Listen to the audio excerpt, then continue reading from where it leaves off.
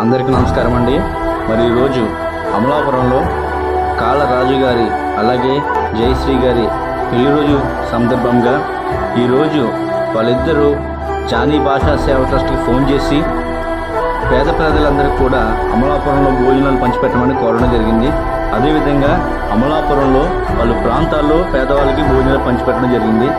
మరి ఈ అవకాశం మాకు ఇచ్చినటువంటి కాళరాజు గారికి, జయశ్రీ గారికి, వాళ్ళ కుటుంబ సభ్యులందరూ కూడా ఆరోగ్యాలతో సుఖ సంతోషాలతో ఉండాలని ఆ దేవుని మనస్ఫూర్తిగా కోరుకుంటూ జానీ భాషా సేవ ట్రస్ట్ నుండి ఈరోజు కాళరాజు గారికి, జయశ్రీ గారికి ప్రత్యేకంగా పెళ్లి శుభాకాంక్షలు తెలియజేసుకుంటాము. జై హింద్.